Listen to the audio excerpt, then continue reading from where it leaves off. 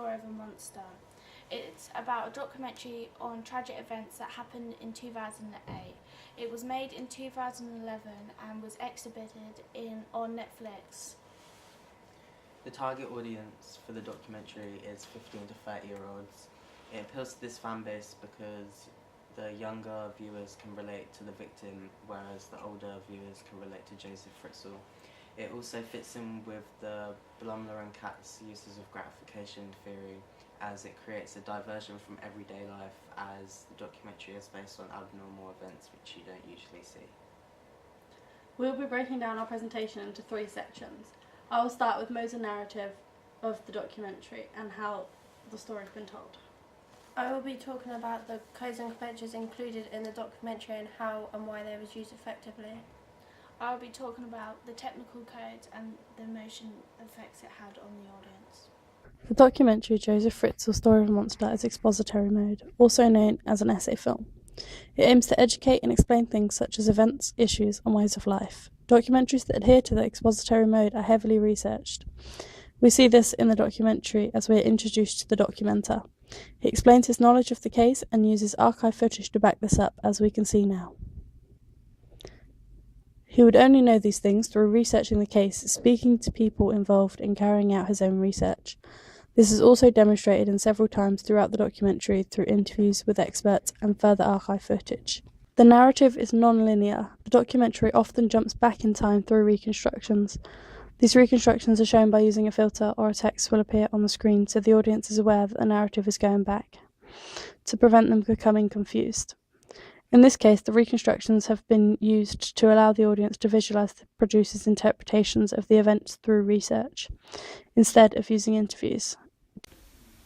Voiceovers. Voiceovers was also witnessed throughout our top 5 documentaries, as they used voiceovers over footage and images to back up their point they were explaining to the audience of what was happening, as voiceovers allow you to watch what they are explaining on screen as well as listening to what they are talking about. This way it would give the audience a better understanding towards what they are trying to put across.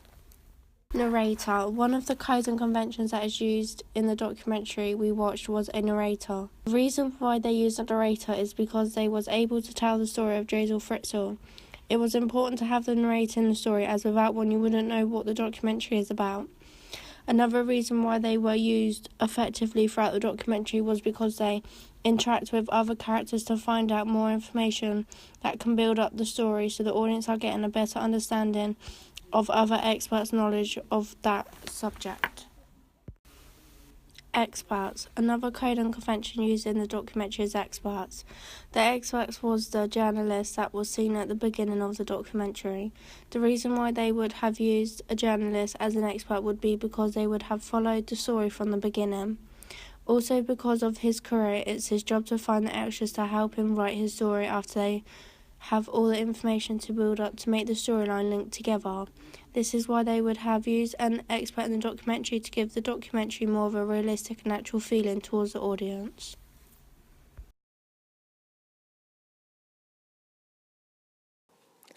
Archive footage. Archive footage is used when the expert is explaining how many people went to the court case when they were interviewing Joseph. This connotes to the audience that they are able to back up their point, as they have footage that gives evidence to the audience. Sound. The non-diegetic sound that was used in our top 5 documentary was an intense piano that was played in the background. It was the most horrific story I've ever reported in 30 years of journalism, and it was the most touching story, especially when the little children coming out. Going on, the sound would become more of a fast-paced and would lure the audience to keep watching. Respectability merely hid a far darker... So the genre of the documentary, as the sound connotes the mystery that is unwinding as they narrate the storyline. Technical codes. At the start of the documentary, there's a mid-shot of a person that is talking about the documentary. This signifies to the audience the dialogue sequence and allows them to view and pick up on the character's movements and gestures. This would explain the emotion and feelings that he is given while explaining the story. Also, mid-shots and close-ups are used when interviewing the experts. It is shown in this one shot when the journalist is telling the story of when his boss called him to tell him to go to work. The Joseph Fritz's story had all come out, and they had a close-up of his face to show the emotions that he had heard when he got the phone call. He was so shocked that he couldn't believe what he had heard. This signifies to the audience that this is a very important and emotional story, as most of the time people who are journalists hear about all kinds of stories, but this one wasn't a story you would hear most days.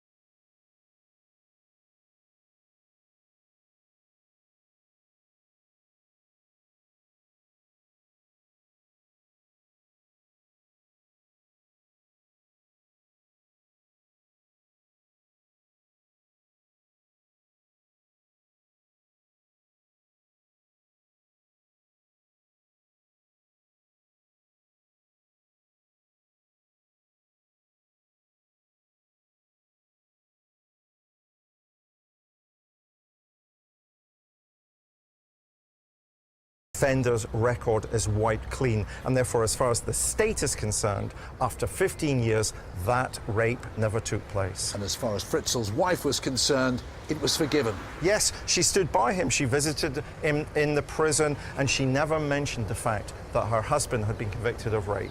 By the end of 1972, the Fritzl family had grown. There were now 7 children, 4 girls and 3 boys.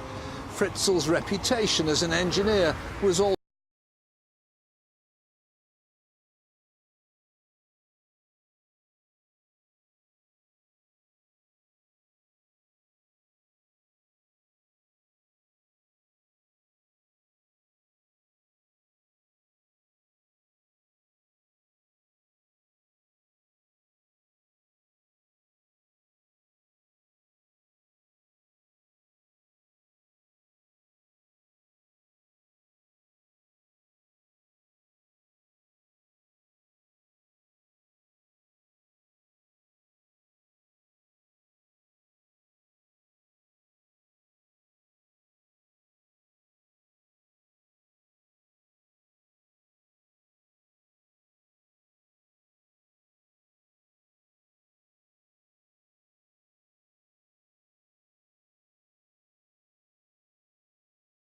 growing.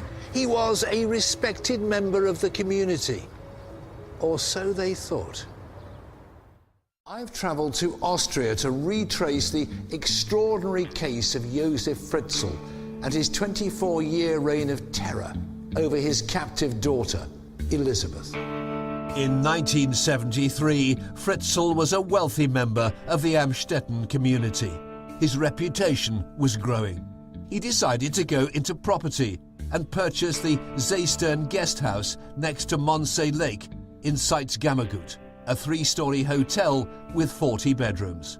He owned guest houses, he owned restaurants, he then bought this place in Mondsee, which included a restaurant and a camping place. And he ran it with a profit for a while, and then when he got financially into trouble, a place caught fire and burned down, and authorities suspected a insurance scam, but never managed to prove anything. In 1978, Josef Fritzl decided to expand the family home at 40 Ebestrasse in Amstetten. He wanted a roof terrace and a new extension in which to place 9 new flats for tenants. He also applied for permission to build a rather large cellar. The plans were approved and construction began on a major scale. Fritzl's family life is one in which we are having to deal with what the serial killer Ian Brady once described as a house divided. How there's this very public face and this private reality. So the public face